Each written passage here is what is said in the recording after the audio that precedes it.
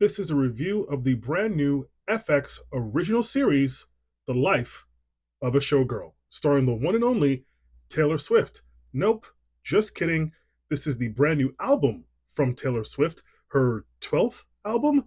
And I made that crappy joke because this album cover looks exactly like the promotional posters that FX would use for their new shows like 5 to 10 years ago.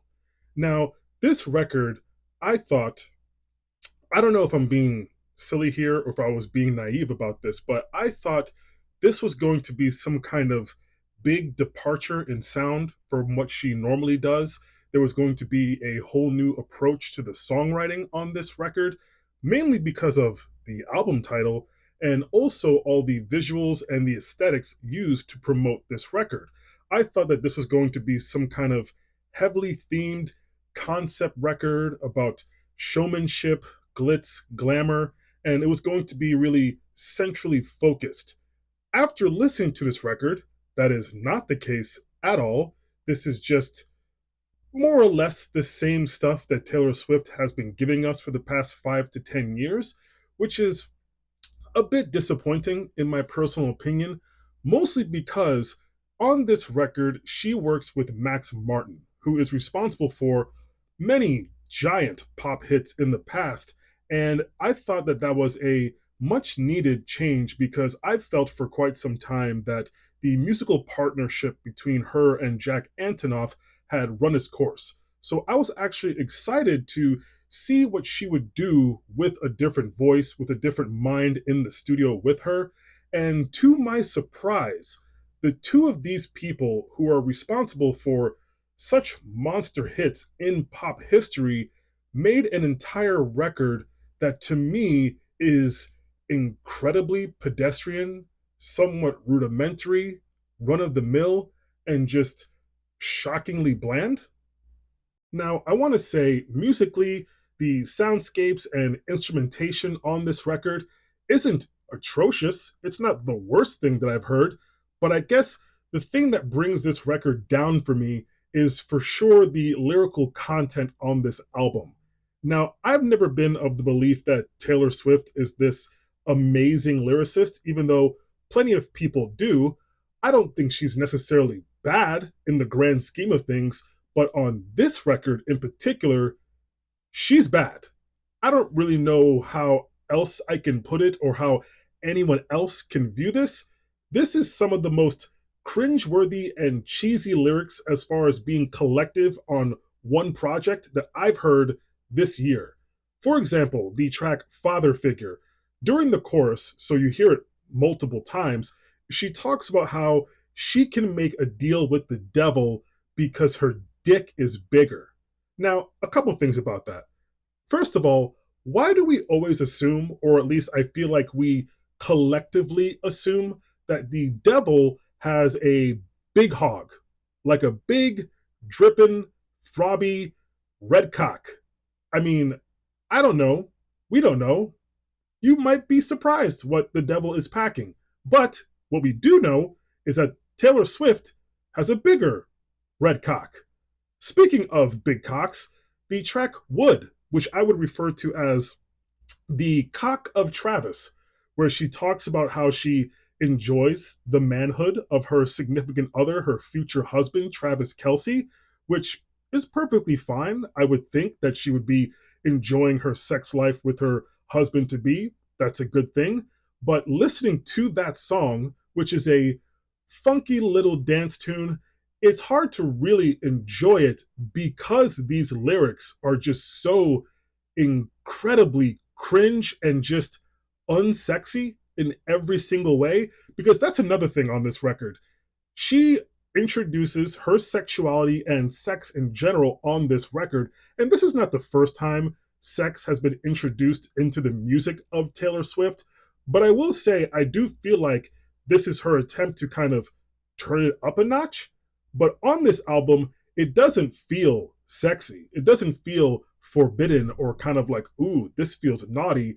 It just makes you want to take your headphones out of your ears as quickly as possible because it just, I don't know, makes you kind of want to dry heave or something like that. Again, it's not sexy, which is weird considering you're thinking about what goes on in the bedroom of Taylor Swift and Travis Kelce.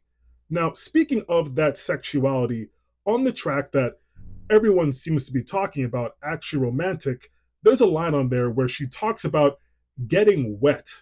Now, when she says that line, she doesn't even commit to it because when she says the word wet, she kind of self censors herself. It kind of fades out as she's saying the word.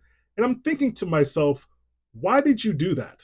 Why did you not really commit to the statement that you're trying to make? Where did your balls go when you recorded this? You know, those big, giant red balls that she has underneath her giant red cock? I guess they were missing when she recorded that song.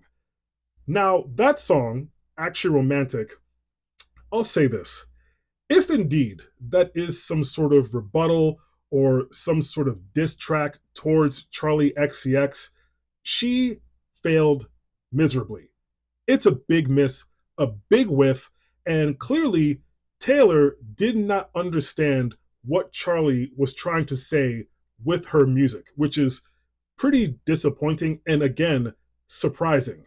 Now, the probably least favorite track for me on this entire album is the track Cancelled.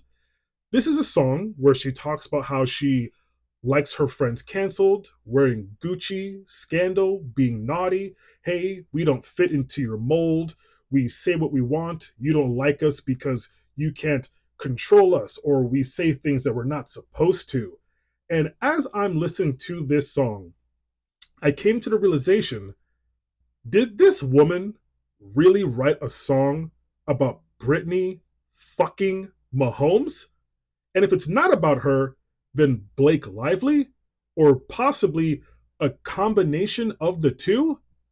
I mean, what are we doing here? Now, Taylor Swift can be friends with whomever she wants to be friends with, and she does not have to answer to anyone who she chooses to be her bestie, to be in her squad, as you can say. And I'll say this, as it pertains to her fan base, mostly women, and her fan base that is part of the queer community, I do think that it is a strange look to, I guess, be aligned with someone specifically like Brittany Mahomes, who is a noted Trump supporter and transphobe, and then turn around and kind of be the face of feminism and women's empowerment. I don't think those two things align at all. But again, I do want to say she has the right to be around whomever she wants to be around, and she does not owe it to anyone to make sure that she only surrounds herself with people that we collectively would approve of. She's a grown ass woman. I guess do what you want. But there is a very clear contradiction here. Now, the one positive I will give this record is the actual vocals from Taylor Swift. I do think she sounds good. There are moments on this album where I do feel like she is pushing her voice, so I did enjoy that. But again, I have to go back to the fact that the lyrical content just kind of drowns out whatever enjoyment that I may have of this record, because this is a lot of the typical woe is me, everyone's against me, sure, I'll be the bad guy, which is something that she's been doing for a long fucking time now. And it's always hard for me to, I guess, feel sorry for someone who is a billionaire, one of the biggest stars on the face of the planet, and also she's beautiful. So that has never really jived with me. As far as some of the songs or highlights on this album, I did like Wish List, Ruin the Friendship, and also the opening track on the album. But all in all, this is, again, shockingly bland, run of the mill, and just absolutely nothing special. And I guess her and her big, dripping red schlong can go back in the studio and hopefully make something better than this. 3 sticks of butter, peace, love, butter.